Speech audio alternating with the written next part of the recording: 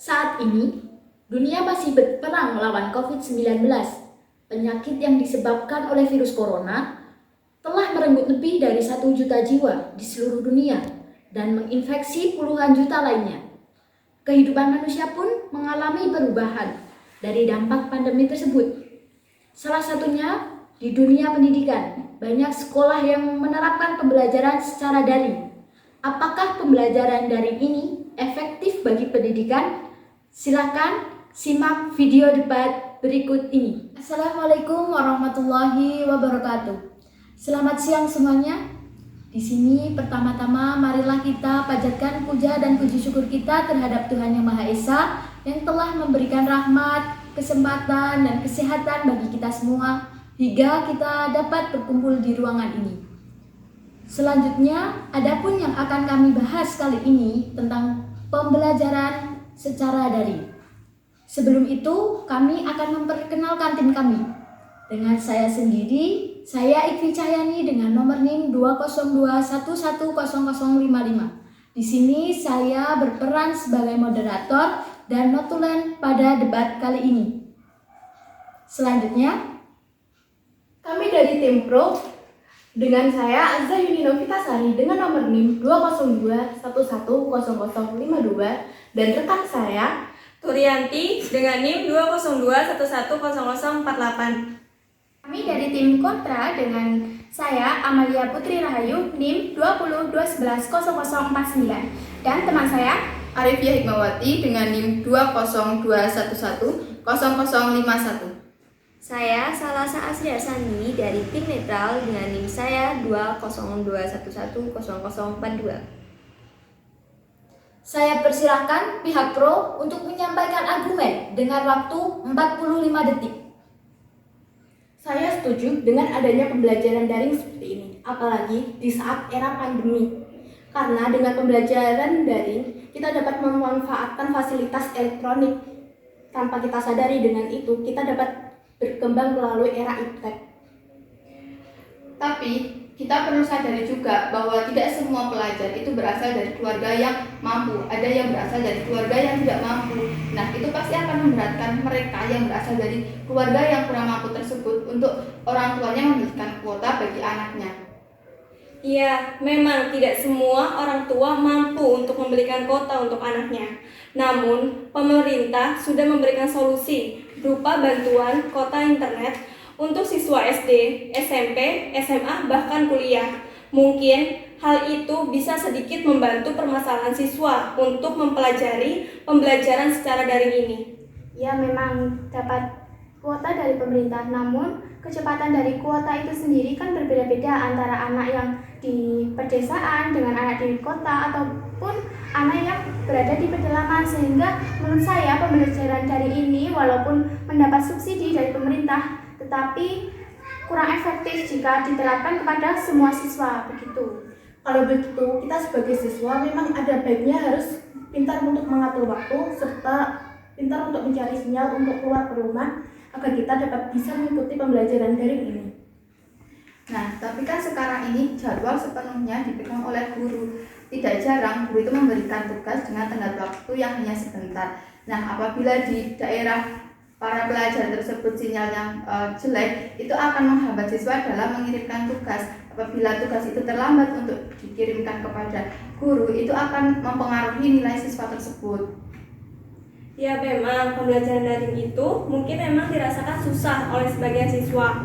Tapi, jika siswa tersebut sudah memilih untuk belajar dan memang harus mengikuti pembelajaran secara daring, berarti mereka harus berusaha secara maksimal. Jika misalkan tidak ada sinyal atau wifi-nya mati di rumahnya, kan bisa dia mencari di tempat-tempat tertentu. Emang sinyal itu tidak ada di semua tempat, pasti ada di tempat-tempat tertentu sinyalnya yang bagus.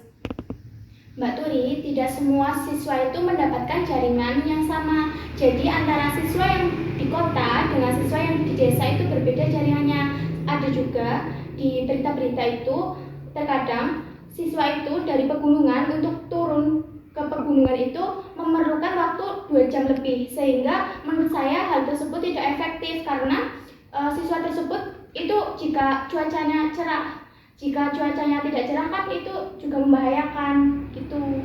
Dari sumber yang saya lihat, baik dari televisi maupun sumber yang lainnya, banyak siswa yang tinggalnya di desaan atau bahkan di pelosok yang berjuang untuk keluar untuk mencari sinyal-sinyal tersebut guna untuk tetap mengikuti pembelajaran daring ini.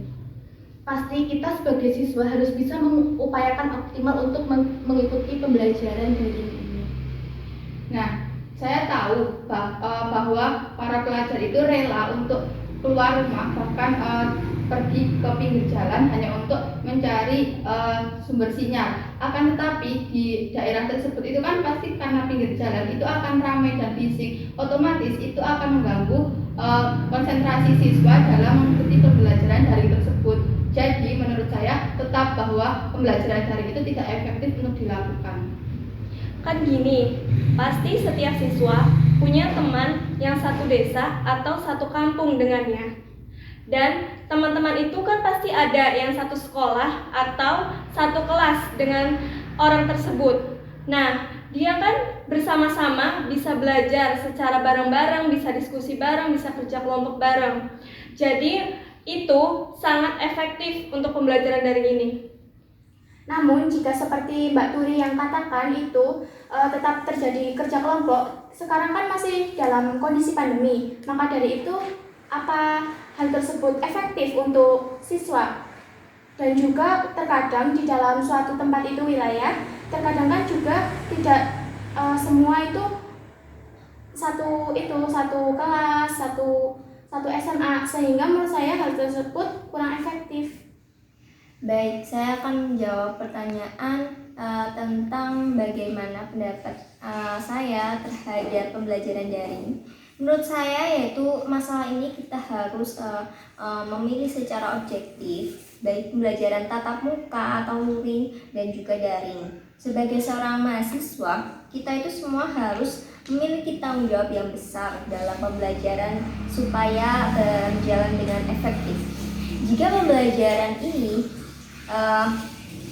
pembelajaran ini berjalan sesuai dengan protokol yang sudah disediakan, maka akan terjalan dengan baik. Tapi jika pembelajaran ini tidak dijalankan dengan protokol yang benar-benar baik, maka ya berakibat fatal juga dengan kesehatan mahasiswa maupun dosen ataupun guru.